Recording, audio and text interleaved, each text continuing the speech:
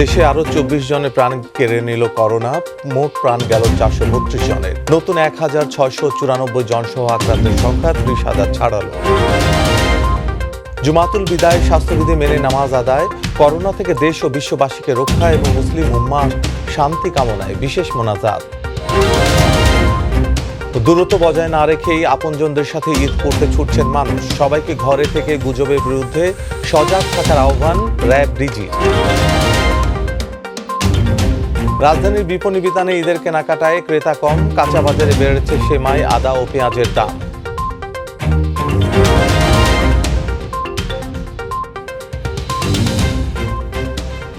আসসালামু আলাইকুম, আমন্ত্রণ জানাচ্ছি মাই টিভি সংবাদে। আপনাদের সাথে আছি সাইদ মল্লিক।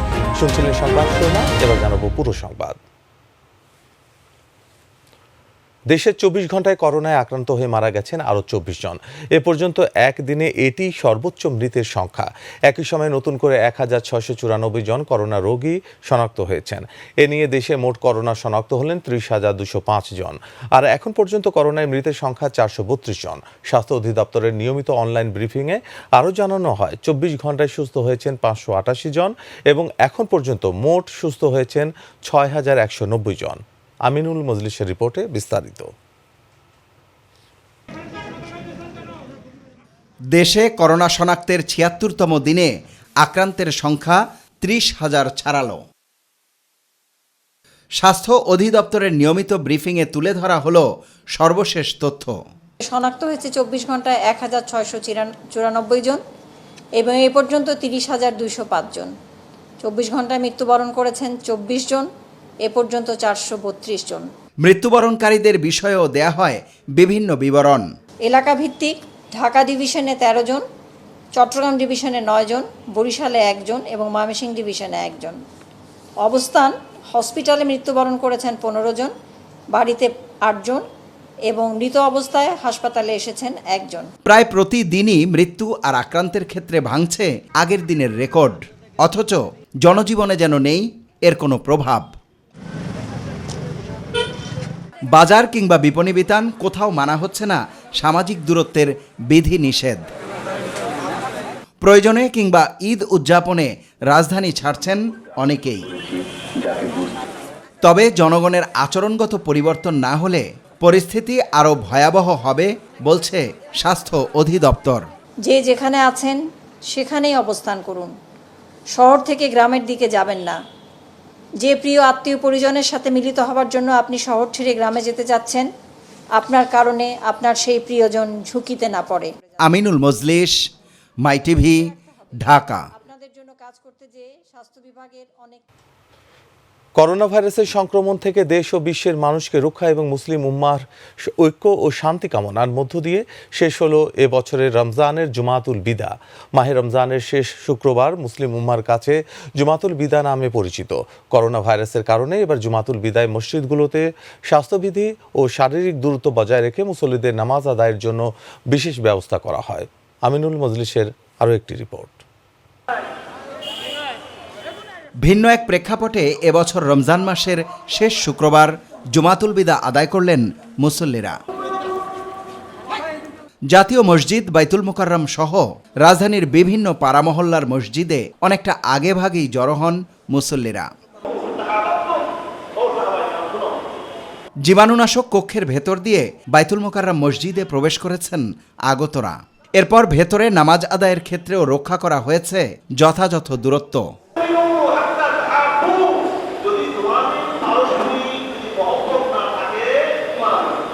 কিন্তু সব মসজিদে মানা সম্ভব হয়নি সামাজিক দূরত্বের এই নিয়ম। কর্তৃপক্ষের চেষ্টা সত্ত্বেও ঘটেছে ব্যত্যয়।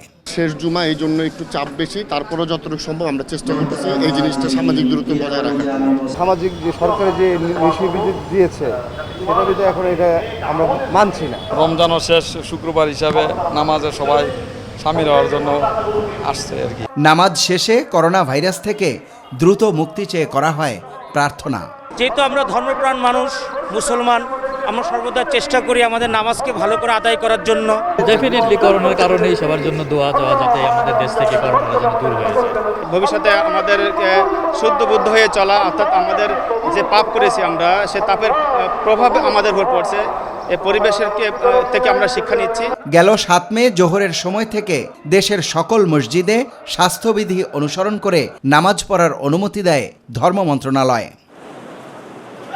এর আগে করোনা সংক্রমণ রোধে 6 এপ্রিল থেকে ছিল মসজিদে না গিয়ে বাড়িতে বসে নামাজ আদায়ের নির্দেশনা।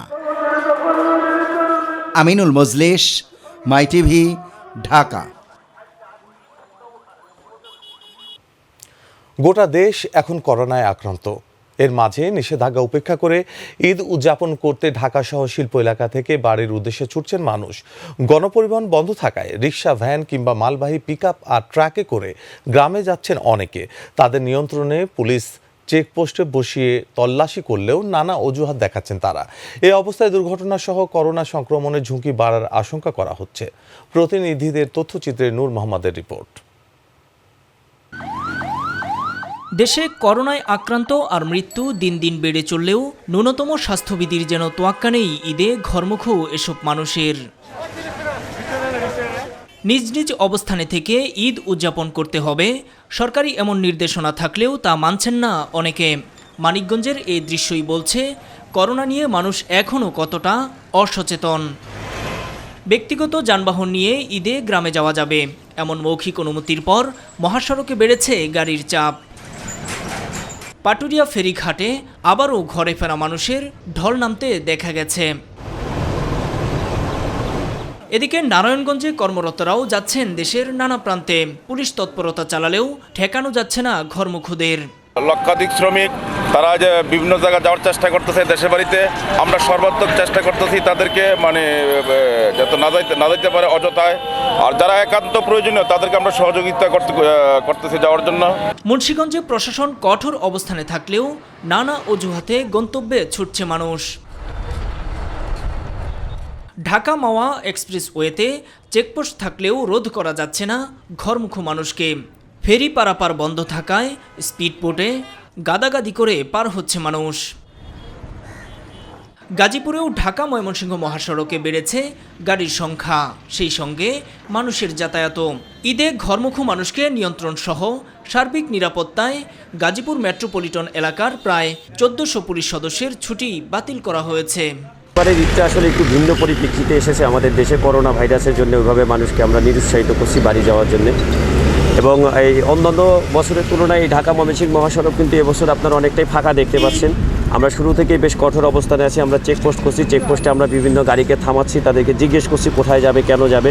ময়মনসিংহেও কোনো ধরনের করোনার সতর্কতা কিংবা সামাজিক দূরত্বের বিষয়টি মানছেন না ঈদে ঘরমুখ মানুষ। গণপরিবহন বন্ধ থাকায় সিএনজি অটোরিকশা সহ ছোট যানবাহনে 700 থেকে 1000 টাকা ভাড়ায় ঢাকাসহ বিভিন্ন স্থান থেকে ময়মনসিংহে ঢুকছেন অনেকে। এদিকে রাজশাহীতেও ঈদে ঘরে ফেরা মানুষদের নিয়ন্ত্রণে মহানগরী ও জেলার বিভিন্ন পয়েন্টে চেকপোস্ট বসিয়েছে পুলিশ। ঢাকা থেকে গোপনে ঈদ উদযাপনে গাইবান্ধার সাঘাটা উপজেলায় বাড়িতে যাওয়ার পথে 31 জনকে আটকে দিয়েছে পুলিশ। তাদের রাখা হয়েছে প্রাতিষ্ঠানিক কোয়ারেন্টিনে। ইতিমধ্যে আমাদের এই অঞ্চলের মানুষ বিভিন্ন জায়গায়, দেশের বিভিন্ন জায়গায় তারা বিভিন্ন শ্রমজীবী মানুষ শ্রমের সন্ধানে ছিল। তারা ইতিমধ্যে অনেকেই ঢুকেছে, এখানে তাদের থাকা খাওয়ার ব্যবস্থা আমরা করে দিলাম। নূর মোহাম্মদ, মাই টিভি নিউজ ডেস্ক। রাজধানীর 2 প্রবেশ পথ দিয়ে নিজস্ব ব্যবস্থায় বাড়ি ফেরা যাবে বলে জানিয়েছেন র্যাবের ডিজি আব্দুল্লাহ আল মামুন। এক অনলাইন ব্রিফিংয়ে তিনি কথা জানান। তিনি বলেন, ঈদে চুরি ছিনতাই রোধে র্যাবের গোয়েন্দা নজরদারি অব্যাহত থাকবে। যে কোনো পরিস্থিতি মোকাবেলায় র্যাব প্রস্তুত জানিয়ে সবাইকে ঘরে থাকার পাশাপাশি গুজবের বিরুদ্ধে সজাগ থাকার আহ্বান জানান র্যাব ডিজি। ঈদ উপলক্ষে কোনো চক্র যেন কোনো প্রকার অপতৎপরতা চালাতে না পারে এবং সবাই যেন নির্বিঘ্নে ঘরে অবস্থান করতে পারে, সে ব্যাপারে র্যাব সদস্য সার্বক্ষণিকভাবে নজরদারি করছে। ব্যক্তিগত গাড়ি নিয়ে, যানবাহন নিয়ে চলাচল করা যাবে, কিন্তু গণপরিবহন চলাচল করা যাবে না। করোনার মধ্যেই দরজায় কড়া নাড়ছে ঈদ। স্বাস্থ্যবিধি মেনে খোলা হয়েছে রাজধানীর কিছু বিপণী বিতান। দোকানিরা বলছেন ক্রেতারা আসছেন কম, পাইকারি দোকান বন্ধ থাকায় নতুন পণ্য ওঠাতে পারেননি তারা। ক্রেতারা বলছেন করোনা হলেও ঈদের আনন্দ সবার মাঝে ভাগ করে নিতেই এসেছেন শপিংয়ে। শারমিন আজাদের রিপোর্ট। করোনা ভাইরাস আতঙ্কে সবাই, এরই মাঝে মুসলমানদের বড় ধর্মীয় অনুষ্ঠান ঈদ উল ফিতর। সে উপলক্ষে রাজধানীর বড় বড় শপিং মল বন্ধ রয়েছে, তবে খোলা রয়েছে কিছু বিপণী বিতান। ঈদের আগে যেখানে থাকে উপচে পড়া ভিড়, সেখানে দেখা গেছে একেবারেই ভিন্ন দৃশ্য। সামান্যতম খুশি করার জন্য একটু বাচ্চাদের জন্য কেনাকাটা। সামনে কি অবস্থা হবে জানি না, করোনার বর্তমান যে পরিস্থিতি, কিছু টাকা পয়সা হাতে রাখার জন্যই দোকান খোলা, তাই ছাড়া এত রিস্ক নিয়ে খুলতাম না। বাবা মায়ের হাত ধরে এসেছে ছোট শিশুরা। করোনা হলেও ঈদ তো, তাই বাদ মানছে না প্রিয়জনের আবদার পূরণে। আমি আসলে আসতাম না, আমি চাই না যে ঈদের সময় আমাদের এই ক্রান্তিকালে আমরা আমাদের দেশে ভয়াবহ অবস্থায়, এখানে করোনা সারা পৃথিবীতে অবস্থা খারাপ। আমি ঈদের জন্য একটা জামা কিনেছি। তেমন কিছু তো শপিং করি না, শুধু বাচ্চাদের জন্য কিছু কাপড় চোপড় কিনেছি। অনেকে এসেছেন নিজের শখ পূরণেও, পছন্দ মতো জামা জুতো নিচ্ছেন ঈদকে সামনে রেখে। ভাইরাসটা দিন দিন তো কি পর্যায়ে যাচ্ছে সবাই জানতেছে, তারপরে খুব সবাই ভয়ে ভয়ে এর মধ্যে দিয়েও বের হয়েছে আর কি জুতা কেনার জন্য। মানুষ ভয়ে আসে না, দেখা যাচ্ছে এবার অনেকে বেচা কেনা খুবই কম হইতেছে, কাস্টমার যে আন্দাজে আসার কথা আসতেছে না কেউ। দোকানিরা বলছেন স্বাস্থ্যবিধি মেনে করোনায় ঈদের কেনাকাটার ব্যবস্থা করেছেন তারা। আপনার হ্যান্ড স্যানিটাইজার আছে, আপনার স্যাভলন আছে, হেক্সোসল আছে, তারপরে আমরা হ্যান্ড গ্লাভস, মাস্ক, তারপরে ক্যাপ, ওগুলো সবকিছু আমরা মেনেই আমরা দোকানদারি করতেছি, কাস্টমার কম আসতেছে। স্বাস্থ্যবিধি মেনে চলার এত আয়োজনের পরও শারীরিক দূরত্ব বজায় থাকছে না অনেক জায়গায়। শারমিন আজাদ, মাই টিভি, ঢাকা। এদিকে ঈদ সামনে রেখে বাজারে বেড়েছে সেমাই, আদা ও পেঁয়াজের দাম। তবে এবছর গরম মশলা, তেল ও চিনির দাম না বাড়লেও হঠাৎ করেই বেশি দামে বিক্রি হচ্ছে মুরগি ও গরুর মাংস। করোনায় সাধারণ ছুটির কারণে ঈদের বাজারে মানুষের ভিড় কম বলে জানালেন বিক্রেতারা। শারমিন আজাদের আরও একটি রিপোর্ট। ঈদকে সামনে রেখে রাজধানীর বাজারে সব ধরনের সবজির দাম বেড়েছে, আর কয়েকদিন ধরে বাড়তে থাকা পোল্ট্রি মুরগির দাম আরও বেড়েছে। তবে অপরিবর্তিত লেয়ার ও পাকিস্তানি কক মুরগির দাম প্রতি কেজি 50-60 টাকা বাড়ছে। যে কোনো মুরগি, পাকিস্তানি দেশি ব্রয়লার 50-60 টাকা প্রতি কেজি বাড়ছে, আজ এক সপ্তাহ ধরে বাড়ছে। আগেও নিয়েছি যেটা আপনার 4000 টাকা, সেটা বর্তমানে 4400 টাকা এক ডজন আর কি। গরু ও খাসির মাংসের দামও কিছুটা বাড়তি বলে জানালেন ক্রেতারা। ঈদের বাজারে 600 টাকা রাখতেছে। ভাইরাসের কারণে গরু পাওয়া যায় না, এর জন্য 600 টাকা কেজি। গরুর দাম অনেক। রাজধানীর কারওয়ান বাজারে আদা ও পেঁয়াজের দাম বেড়েছে। পেঁয়াজ, আদার দামটা একটু বাড়ছে। আদা গত সপ্তাহ থেকে 20 টাকা বাড়ছে, আর পেঁয়াজ 3-4 টাকা বাড়ছে। দেশি আদার দামটা বেশি, এখন খালি ওই দেশি আদাটার দামে বাড়ছে, আর কোনো বাড়ে না, সব আগের দামে আছে। ঈদের অন্যতম অনুষঙ্গ সেমাইয়ের দামও কিছুটা বাড়তি। সেমাইয়ের দামটাই শুধু আজকে দেখলাম যে বাড়তি। এই সময়টা গত বছর নিয়েছিলাম 120 টাকা করে, আজকে নিলাম 180 টাকা করে। তবে পোলাওয়ের চাল, তেল, চিনি, ঘি, বাদামের দাম স্থিতিশীল রয়েছে বলে জানান বিক্রেতারা। কাঁচা তরকারির দামগুলো একটু বেশি, আর মুরগি এই সবের দিকে একটু বেশি। শারমিন আজাদ, মাই টিভি, ঢাকা। এবার করোনায় করণীয়।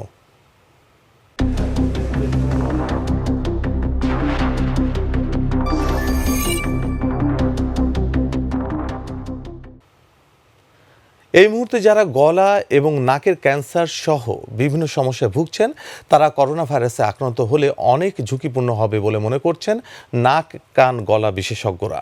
তারা বলছেন করোনা ভাইরাস শরীরের ভেতরে 3টি প্রবেশদ্বারের মধ্যে অন্যতম 2টি হচ্ছে নাক ও গলা। তাই এসব রোগীদের সর্বোচ্চ সতর্কতা অবলম্বন করতে হবে। বিস্তারিত জানাচ্ছেন সাইদুর রহমান আবির। কোভিড-19 নভেল করোনা ভাইরাস। এই ভাইরাসে বিশ্বের অন্যান্য দেশের পাশাপাশি বাংলাদেশে আক্রান্তের তালিকাও দীর্ঘ হচ্ছে প্রতিনিয়ত। করোনা ভাইরাস শরীরে প্রবেশের অন্যতম দ্বার হচ্ছে নাক এবং গলা। বিভিন্ন রোগে আক্রান্তদের মধ্যে যারা এই মুহূর্তে নাক এবং গলার বিভিন্ন রোগে ভুগছেন, তারা কতটা ঝুঁকিতে? এ বিষয়ে মুঠোফোনে কথা হয় নাক, কান, গলা বিশেষজ্ঞ ডাক্তার রাশেদুল হাসানের সাথে। করোনা তো এখন আমরা বলতেছি যে মানে সামাজিকভাবে ছড়িয়ে গিয়েছে আর কি, তো যে কেউ যে কোনো জায়গা থেকে এফেক্টেড হতে পারে, কিন্তু যাদের থাইরয়েডের সমস্যা বা এমনি যারা ক্যান্সার পেশেন্ট তাদের ক্ষেত্রে যেহেতু তারা একটা কোমরবিডিটি নিয়ে আছে, তাদের ক্যান্সারের কারণে শরীরে রোগ প্রতিরোধ ক্ষমতা কমে যায়, সেক্ষেত্রে তাদের ঝুঁকি সাধারণের থেকে বেশি থাকে। করোনার এই দুর্যোগে তাদের কি করণীয় তাও জানান এই চিকিৎসক। যারা ক্যান্সারে আক্রান্ত তারা তো একটা চিকিৎসার মধ্যে আছেন, তাদের যে হয়তো কারো কারো অপারেশন হয়ে গেছে, তার অপারেশনের পরবর্তী যে রেডিওথেরাপি, কেমোথেরাপি নিতে হয়, এটা একটা দীর্ঘমেয়াদী প্রক্রিয়ার মধ্যে যায়। যারা এই প্রক্রিয়ার মধ্যে আছেন তারা অবশ্যই ঝুঁকির মধ্যে আছেন আর কি। তো তাদেরকে সাবধান থাকতে হবে আর কি, যে আপনার স্বাস্থ্য বিধির যে নিয়মগুলা, যেগুলো আমরা বলি যে লোক সমাগম এড়িয়ে চলা এবং বারবার হাত ধুয়ে হাত পরিষ্কার রাখা, এই নিয়মগুলো তাদেরকে মানতে হবে। আর তাদের কোনো বিশেষ অসুবিধা হলে জরুরি ভিত্তিতে অবশ্যই চিকিৎসকের সাথে যোগাযোগ করতে হবে। সবকিছু শিথিল এবং স্বাভাবিক হওয়ায় সকলের মধ্যে বাড়াতে হবে সচেতনতা, তাহলেই কমে আসতে পারে করোনা ভাইরাসে আক্রান্তের সংখ্যা। সাইদুর রহমান আবির, মাই টিভি, ঢাকা। এর সাথে নিয়ে নিচ্ছি সংবাদে একটি বিরতি, ফিরে আসছি আর একটু পরেই, আমাদের সঙ্গে থাকুন। আমপানে ক্ষয়ক্ষতির খোঁজ নিতে পশ্চিমবঙ্গের মুখ্যমন্ত্রী মমতা ব্যানার্জিকে প্রধানমন্ত্রী শেখ হাসিনার ফোন, সহমর্মিতা প্রকাশ। যে কোনো ঝড় জলোচ্ছ্বাসে বাংলাদেশের জন্য ঢাল রূপে সুন্দরবন, 8 বার বড় ঘূর্ণিঝড়ের আঘাত সয়েছে এই বনটি। আবারও স্বাগত, আপনারা দেখছেন মাই টিভি সংবাদ। ঘূর্ণিঝড় আমপানে ক্ষয়ক্ষতির ব্যাপারে খোঁজ নিতে পশ্চিমবঙ্গের মুখ্যমন্ত্রী মমতা ব্যানার্জিকে টেলিফোন করেছেন প্রধানমন্ত্রী শেখ হাসিনা। সকালে প্রধানমন্ত্রী শেখ হাসিনার সঙ্গে মমতা ব্যানার্জির এই ফোন আলাপ হয়। সুপার সাইক্লোন আমপানের আঘাতে কলকাতায় 80 জনের মৃত্যু হয়েছে বলে জানিয়েছেন রাজ্যটির মুখ্যমন্ত্রী মমতা বন্দ্যোপাধ্যায়।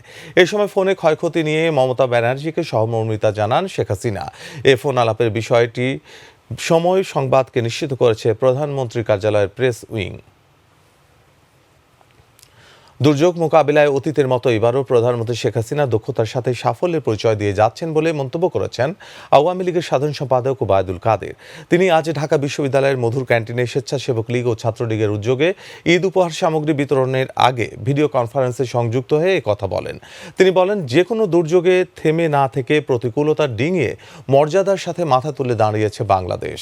বেঁচে থাকলে ভবিষ্যতে আমরা এই উদযাপনের অনেক সুযোগ পাব। এখন করোনা বিরোধী লড়াইকে আসুন আমরা ঐক্যবদ্ধ হয়ে প্রধানমন্ত্রী শেখ হাসিনা নির্দেশ না প্রতিপালন করি, স্থানান্তর না হই, স্বাস্থ্যবিধি মেনে চলি, স্বেচ্ছাসেবক লীগ ও ছাত্রলীগ, ছিন্নমূল শিশু, ভাসমান ও অসহায় দরিদ্র মানুষের মাঝে ঈদের আগে উপহার সামগ্রী বিতরণ করছে, যা অত্যন্ত প্রশংসনীয়। করোনা ভাইরাসের দুর্যোগে আর্থিক ও খাদ্য সংকটে পড়েছে অসহায় খেটে খাওয়া ও দরিদ্র মানুষ। সরকারের পাশাপাশি এসব মানুষের পাশে দাঁড়িয়েছে রাজনৈতিক, সামাজিক ও বিত্তবানরা।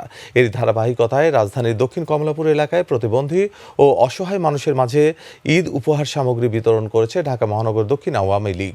উপহার সামগ্রী বিতরণ অনুষ্ঠানে প্রধান অতিথি ছিলেন ঢাকা মহানগর দক্ষিণ আওয়ামী লীগের সভাপতি আবু আহমেদ মান্নাফি।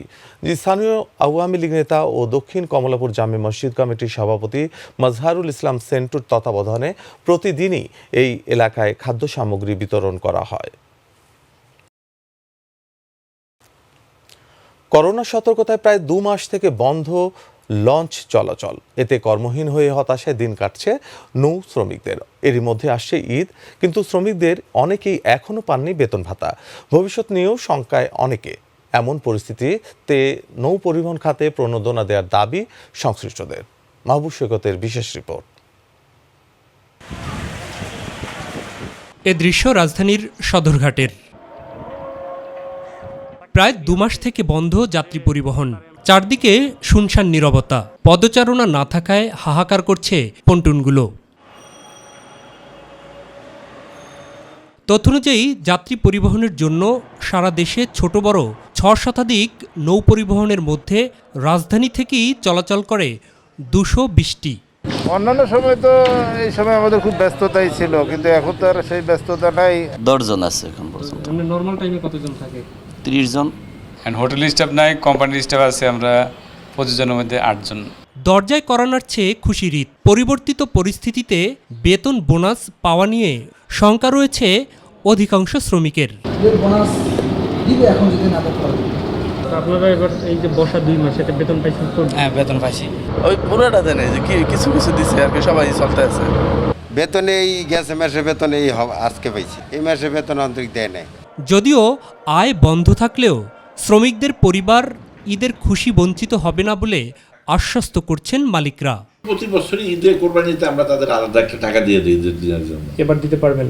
দেবো না, এটা কয় টাকা দিয়ে দেবো, যদি জাহাজটা যাতে ঠিক মতো পাকা দেয়। আমরা বেতন দিয়ে দিচ্ছি, আজকে বেতন দিচ্ছি দুপুরে, না বেতনটা দিয়ে লোক চলে আসছে, 1 ঘন্টা পরে দেখে লোক নেই। বিগত দিনের স্যালারিগুলি আমাদের যে কোনোভাবে হোক কষ্ট হয়েছে, তারপর আমরা সেগুলো আমরা ম্যানেজ করে দিয়েছি। তবে বর্তমান সময়ের এই ক্ষতি পুষিয়ে উঠতে নৌ পরিবহন খাতেও প্রণোদনা দেওয়ার দাবি মালিকদের। এই ঈদ তো আমরা ধরতে পারলাম না, সামনে কুরবানি আমরা ধরতে পারবো কিনা তাও সন্দেহ আছে। বিশেষ প্রণোদনার ভিতরে আমাদেরকে অন্তর্ভুক্ত করা না হয় তাহলে কিন্তু আমাদের এই সেক্টরটা একদম ঝিমিয়ে পড়বে।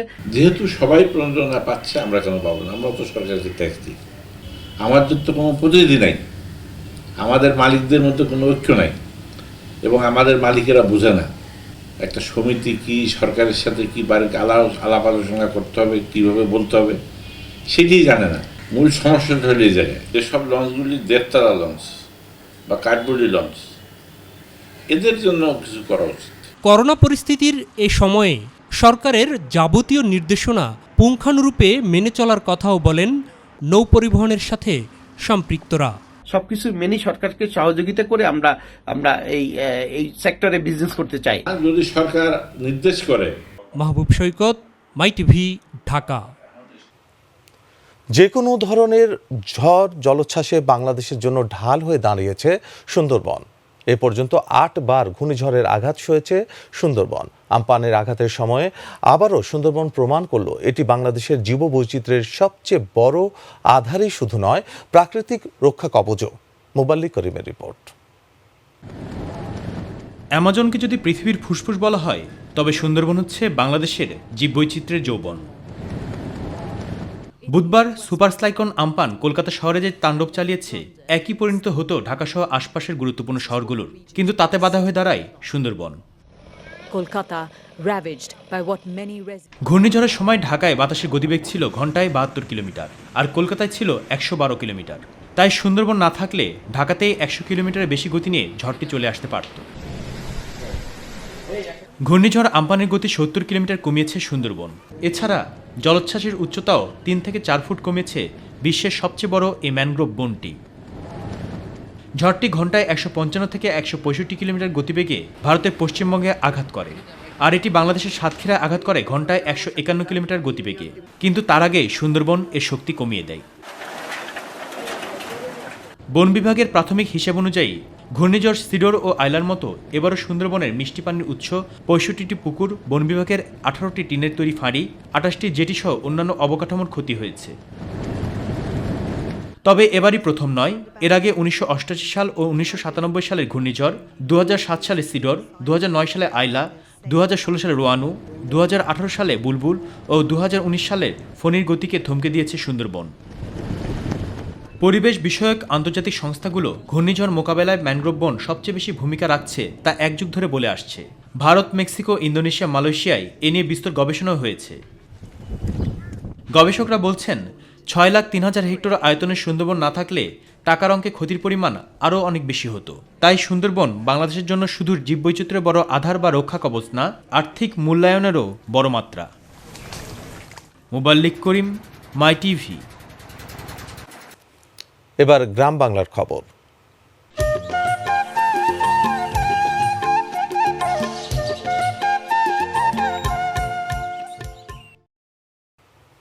বরিশালের আগলঝাড়া উপজেলার 5টি ইউনিয়নের উপর দিয়ে বয়ে যাওয়া সুপার সাইক্লোন আমপানের প্রভাবে বোরো ধান ও কলা বাগান সহ সবজি ক্ষেতের ব্যাপক ক্ষতি হয়েছে। ফলে কৃষকরা দিশেহারা হয়ে পড়েছেন। প্রতিনিধি মোহাম্মদ গাসুদ্দিন মিয়ার রিপোর্ট, জানাচ্ছেন আতিকুর রহমান তিতাস।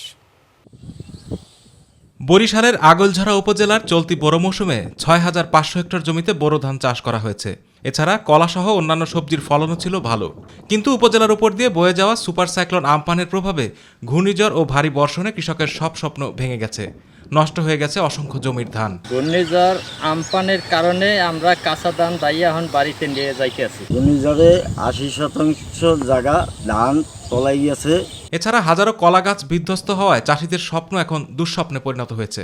পড়ালেখার পাশাপাশি শতবশত কলা বাগান করেছিলাম, এই জায়গা ঘূর্ণিঝড় আম্পানে সব ধ্বংস করে দিয়েছে। 2,500 পিস কলা গাছ ছিল, 50% কলা গাছ ভেঙে গেছে। সরকারের কাছে আমরা এই কঠিন খুশি করার জন্য সাহায্য চাই। ঘূর্ণিঝড়ে আম বাগানে অনেক ক্ষতি হয়ে গেছে, এখন সরকারের সহযোগিতায় আমরা যদি কিছু পাই।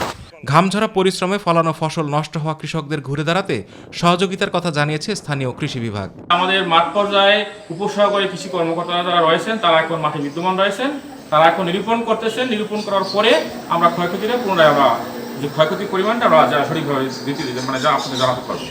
আর আমপানে বিপর্যস্ত কৃষকদের জন্য পর্যাপ্ত সহায়তা ও বাকি ফসল ঘরে তোলার ব্যবস্থা নেওয়ার আশ্বাস দিলেন উপজেলা পরিষদ চেয়ারম্যান। এই প্রবল ঘূর্ণিঝড় আমপানের কারণে আমাদের আগৈলঝাড়া উপজেলায় বোরো ধান সহ আরো গ্রামের পর্যায়ে বিভিন্ন ধরনের ধান যেগুলি আমরা তুলতে পারিনি, কৃষকরা তুলতে পারেনি, সেগুলি ব্যাপক ক্ষতি হয়েছে। সেই ক্ষতিটা পুষিয়ে নেওয়ার জন্য আমরা আপনার চেষ্টা করে চালিয়ে যাব। আতিকুর রহমান তিতাস, মাই টিভি। বরিশালে বিসিক শিল্পনগরীতে কয়েকটি প্রতিষ্ঠানে শতভাগ শ্রমিক স্বাস্থ্য সুরক্ষা নিশ্চিত করলেও অধিকাংশ খাদ্য উৎপাদন কারখানায় নেই শ্রমিক স্বাস্থ্য সুরক্ষা। এতে করোনা হুমকিতে গোটা বরিশাল। পারভেজ রাসেলের রিপোর্ট। বরিশাল বিসিক শিল্প নগরীকে এই সংকটময় মুহূর্তে বাঁচিয়ে রেখেছে মাত্র কয়েকটি প্রতিষ্ঠান। সরকারের দেয়া স্বাস্থ্যবিধির নিষেধ মেনে কয়েক হাজার শ্রমিক এসব কর্মসংস্থানে কাজ করে আসছে। আমরা যখন ফ্যাক্টরিতে ঢুকি তখন তাপমাত্রা মাপা হয়। এখানে আমরা নিরাপদেই আছি, ভালোই আছি, সুস্থই আছি। শতভাগ স্বাস্থ্য সুরক্ষা মেনেই আমাদের প্রতিষ্ঠানটি আমরা চালাচ্ছি। সুনির্দিষ্টভাবে প্যাকেজিং করতেছি। সরকার যখন স্বল্প আকারে উৎপাদন পরিচালনার নির্দেশ দিয়েছেন তখন থেকেই আমরা সমস্ত স্বাস্থ্যবিধি মেনে উৎপাদন পরিচালনা করে আসছি। কিন্তু মালিক পক্ষের অসচেতনতায় সামাজিক দূরত্ব মানছে না অধিকাংশ প্রতিষ্ঠান। এসব কারখানার শ্রমিকরা রয়েছে করোনা ঝুঁকিতে। অসচেতন এসব শ্রমিকের কারণে করোনায় আক্রান্ত হতে পারে কয়েক হাজার শ্রমিক, অভিমত সচেতন মহলের। স্বাস্থ্যবিধি মানতে কমিটি গঠনের কথা জানালেন বিসিক বরিশালের উপমহাব্যবস্থাপক। আমাদের এখানে কয়েকটি টিম গঠন করে দেওয়া হয়েছে যারা স্বাস্থ্যবিধি পালন করছে কিনা সেটা সম্পূর্ণরূপে তদারকি করছে। যে সকল শিল্প প্রতিষ্ঠান আছে সকল শিল্প প্রতিষ্ঠানই স্বাস্থ্যবিধি মেনে চলছে এবং এই ধারাবাহিকতা অব্যাহত অবশ্যই থাকবে। স্বাস্থ্যবিধি না মানলে আইন প্রয়োগের কথা জানান বিসিক বরিশাল মালিক সমিতির সভাপতি। বিসিক মালিক সমিতির পক্ষ থেকে আমি সবাইকে চিঠি দিয়েছি, যদি কোনো কেউ না মেনে থাকে সেটাকে আমরা সিরিয়াসলি অ্যাড্রেস করব এবং আমরা তাদের বিরুদ্ধে আইনানুগ ব্যবস্থা নেব। জীবন এবং জীবিকার প্রয়োজনে মরণঘাতী করোনাকে ভয় না করে উৎপাদনে উন্নয়নে এগিয়ে আসা এসব যোদ্ধাদের শতভাগ স্বাস্থ্য সুরক্ষা নিশ্চিত করবে সকল শিল্প প্রতিষ্ঠান, এমনটা প্রত্যাশা আমাদের সবার। পারভেজ রাসেল, মাই টিভি, বরিশাল। কুয়েতে করোনা ভাইরাসের সংক্রমণ ঠেকাতে কর্মহীন হয়ে পড়েছে অসংখ্য শ্রমিক সহ নানা পেশার মানুষ। এ বিষয়ে আরও জানাচ্ছেন আমাদের কুয়েত প্রতিনিধি আল আমিন রানা। ধন্যবাদ আপনাকে। আসলে অদৃশ্য শত্রু করোনা ভাইরাসের কাছে আজ পরাজিত পুরো পৃথিবী। মৃত্যুর মিছিলে প্রতিদিন যোগ হচ্ছে হাজারো প্রাণ। জানি না এর শেষ কোথায়। অনিশ্চিত এক যাত্রার মধ্যে দিয়ে আমরা পার করছি প্রতিটি ক্ষণ। উপসাগরীয় দেশ কুয়েতে দিন দিন বেড়েই চলছে করোনা ভাইরাসের আক্রান্তের সংখ্যা। লম্বা হচ্ছে মৃত্যুর মিছিল। সংক্রমণ ঠেকাতে দেশটিতে কর্মহীন হয়ে পড়েছে অসংখ্য শ্রমিক সহ নানা পেশার মানুষ। করোনা ভাইরাসের কারণে ভেঙে পড়েছে উন্নত দেশগুলোর অর্থনীতির ব্যবস্থা। কুয়েতও তার ব্যতিক্রম নয়। দেশটিতে দীর্ঘদিন থেকে লকডাউনের কারণে সবচেয়ে বেশি বিপাকে পড়েছে অল্প আয়ের প্রবাসী বাংলাদেশি শ্রমিকরা। আপনাকে আরেকটি বিষয় জানিয়ে রাখি, কোভিড-19 থেকে নাগরিকদের রক্ষার জন্য পবিত্র ঈদুল ফেতরের নামাজের উপর নিষেধাজ্ঞা জারি করেছে কুয়েতের আওকাফ মন্ত্রণালয়। সামাজিক দূরত্ব বজায় রাখতে ও স্বাস্থ্যসেবার কথা বিবেচনায় নিয়ে দীর্ঘদিন যাবৎ মসজিদে জামায়াতে নামাজ পড়া বন্ধ রয়েছে কুয়েতে। এদিকে দেশটিতে করোনা ভাইরাসে 18,609 জন ব্যক্তি আক্রান্ত হয়েছেন এবং সুস্থ হয়ে বাসায় ফিরেছেন 5,205 জন। করোনা ভাইরাসে আক্রান্ত হয়ে মৃত্যুবরণ করেছেন 129 জন। আর বাংলাদেশি কুয়েতে করোনায় আক্রান্ত হয়েছেন 1,994 জন। বর্তমানে কুয়েতে হাজার হাজার প্রবাসী বাংলাদেশি কর্মহীন হয়ে পড়েছেন। এমন পরিস্থিতিতে পাহাড় সমান মানসিক চাপ নিয়ে প্রবাসীদের এখন একটাই প্রশ্ন, কখন থামবে এই অদৃশ্য প্রাণঘাতী করোনা ভাইরাসের প্রাদুর্ভাব। তাই প্রবাসীদের এই সংকটময় পরিস্থিতিতে পারস্পরিক সহযোগিতার মাধ্যমে এমন বিপজ্জনক কাটিয়ে ওঠা সম্ভব বলে মত সকলের। তো এই ছিল আমার কাছে কুয়েতের সর্বশেষ পরিস্থিতির সংবাদ। এরই সঙ্গে সংবাদের শেষ প্রান্তে আমরা, তবে যাবার আগে সংবাদ শিরোনামগুলো জানিয়ে দিচ্ছি আরো একবার। দেশে আরো 24 জনের প্রাণ কেড়ে নিল করোনা, মোট প্রাণ গেল 432 জনের। নতুন 1,694 জন সহ আক্রান্তের সংখ্যা 30,000 ছাড়ালো। জুমাতুল বিদায় স্বাস্থ্যবিধি মেনে নামাজ আদায়, করোনা থেকে দেশ ও বিশ্ববাসীকে রক্ষা এবং মুসলিম উম্মাহ শান্তি কামনায় বিশেষ মোনাজাত। দূরত্ব বজায় না রেখেই আপনজনদের সাথে ঈদ করতে ছুটছেন মানুষ। সবাইকে ঘরে থেকে গুজবের বিরুদ্ধে সজাগ থাকার আহ্বান র্যাব ডিজির। রাজধানীর বিপণী বিতানে ঈদের কেনাকাটায় ক্রেতা কম, কাঁচা বাজারে বেড়েছে সেমাই, আদা ও পেঁয়াজের দাম। শতাধিক যাত্রী নিয়ে পিআইএর বিমান পাকিস্তানের করাচির আবাসিক এলাকায় বিধ্বস্ত। বাংলাদেশ ফুটবলকে র্যাঙ্কিংয়ের সর্বোচ্চ জায়গায় দেখতে চান অধিনায়ক জামাল ভুঁইয়া।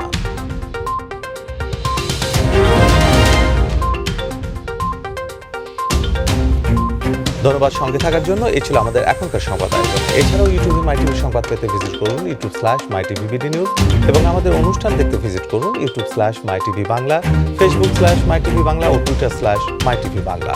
পরবর্তী সংবাদ দেখার আমন্ত্রণ জানিয়ে বিদায় নিচ্ছি, সাইদ মল্লিক। দর্শক, করোনার সংক্রমণ রোধে সবাই ঘরে থাকুন, নিরাপদে থাকুন। আল্লাহ হাফেজ।